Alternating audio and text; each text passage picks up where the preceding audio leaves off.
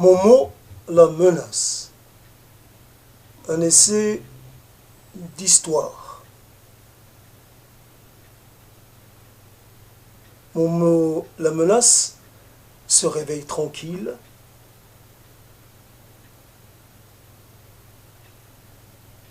Il s'étire, se lève et marche vers la salle de bain. Là, il se regarde dans la glace, se dit qu'il faudrait qu'il se rase, et se rase. Momo la menace commence à émerger de son sommeil. Il s'est bien rasé, il est présentable. Il regarde ses cheveux, ils sont toujours beaux, bien noirs, profonds. Il les peigne. Il se regarde d'un côté, de l'autre. Oh, il s'aime bien, il se regarde. Les miroirs lui renvoient l'image d'un jeune en pleine santé, les yeux profonds, un regard perçant, des lèvres sérieuses, un menton volontaire.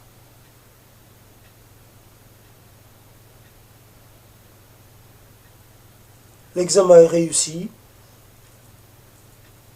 Il passe vers la cuisine et il se prépare un petit déjeuner consistant. Aujourd'hui, il faut qu'il soit en bonne forme. Momo la menace a rendez-vous. Ou plutôt, Momo la menace va se trouver une amoureuse.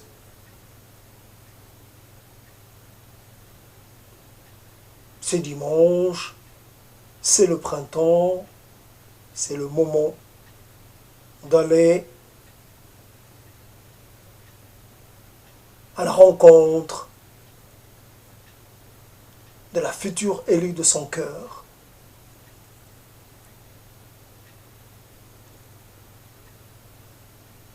Momo la menace est repu, il a bien petit déjeuner. Il accomplit, il finit sa préparation.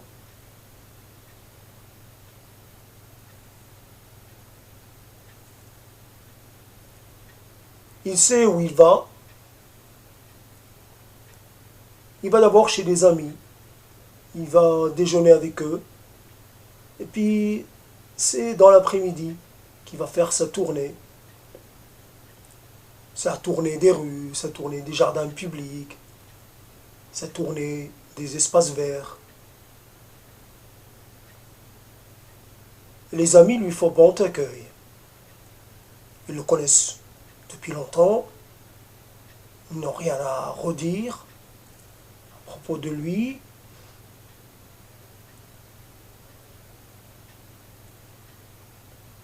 Ses amis bien français, bon teint, l'aiment bien. Il est rigolo, le Momo. Il ne le voit pas en Momo menaçant, plutôt en Momo rigolo, Momo distrayant, Momo festif. Il a toujours un mot pour rire. Et il est toujours charmeur. Il est toujours joueur, le Momo. Et le Momo Mimi, Mimi le Momo. Momo finit son déjeuner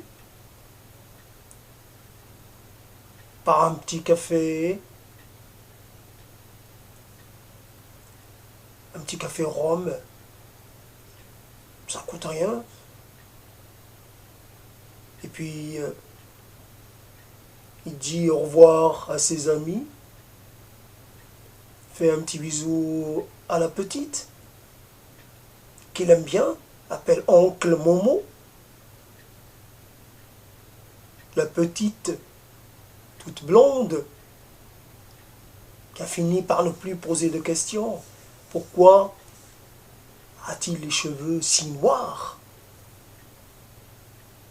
Ses parents lui ont expliqué que c'est parce qu'il a poussé là où le soleil fait noircir les choses. Alors ses cheveux clairs ont noirci parce que trop de soleil. Voilà, c'est comme ça. Si on vit près du soleil, on devient noir, foncé. Tout est noirci en nous. Je ne sais pas si la petite a vraiment cru à cette explication, mais elle n'a plus posé de questions depuis. La petite, à qui Momo ramène de temps en temps un petit cadeau, un petit jouet ou une friandise. Elle est contente quand oncle Momo est là. Il aime bien jouer avec elle. Il aime bien la taquiner. Parfois il lui fait peur. En jouant au bandit, au pirate. Ça lui va bien de jouer au pirate, Momo. On dirait que c'est dans ses gènes, la piraterie. Il sait bien jouer le rôle méchant. Pirate, bandit, sorcier, loup-garou. Il joue tous les rôles méchants, les rôles qui font peur. Voilà, Momo la menace a fini sa visite. Il embarque pour la grande expédition de l'année. Il aime bien le mois de mars et le mois d'avril aussi, parce que les filles, elles sont belles en ces mois-là. Les filles sont rieuses. Les filles sont moins farouches. Momo la menace sort dans la rue. Il n'est pas dans son quartier. Ses amis n'habitent pas le même quartier que lui. Ah, il les a rencontrés quand il était à la fac.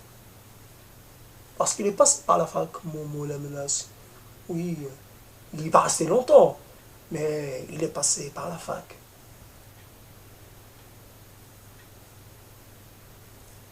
C'était pas un étudiant studieux, c'était un nonchalant.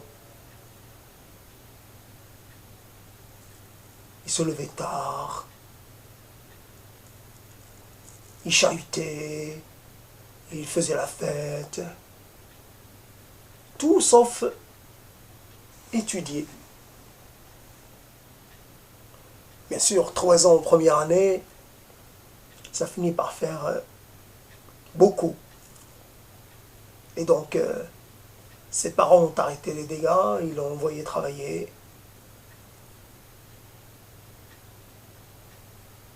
Momo la menace n'aimait pas travailler, se fatiguer.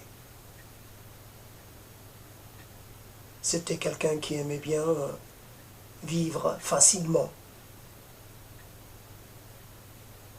Ça ne le gênait pas d'être dépendant des autres. Ils mangent chez l'un, chez l'autre. Ils travaillent de temps en temps, juste de quoi avoir de l'argent pour payer ses factures. Il emprunte aussi. Il a emprunté à tous ses amis, à toutes ses connaissances. Il n'a oublié personne, ça c'est sûr. Des petites sommes, mais qui s'ajoutent les unes aux autres.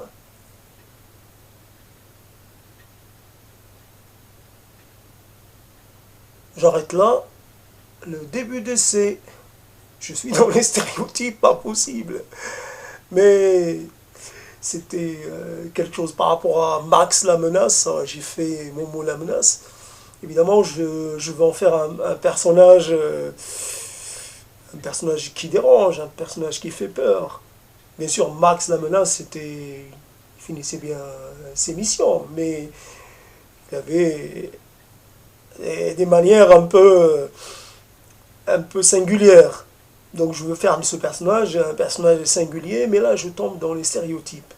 Donc j'arrête les dégâts pour l'instant, je reprendrai ça à un autre moment. Ce qui est évident, ce qui transparaît, c'est la facilité avec laquelle les choses se placent. Les choses se placent véritablement, se placent d'elles-mêmes presque. Des cases déjà préexistantes, bien sûr des stéréotypes, mais voire des préjugés, mais à l'écrit, ça aurait été beaucoup moins, ça aurait pas du tout coulé de source, même stéréotype compris. Ça ne vient pas. L'écriture est un exercice différent de celui de la diction, de la dictée.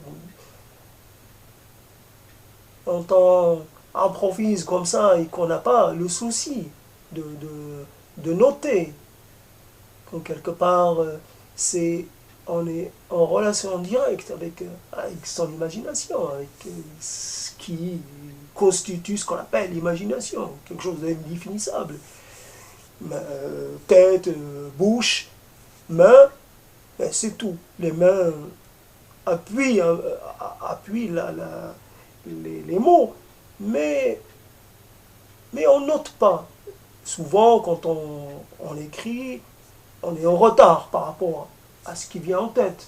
Et donc, il y a toujours un retard, une lenteur. Et puis, cet effort-là fait que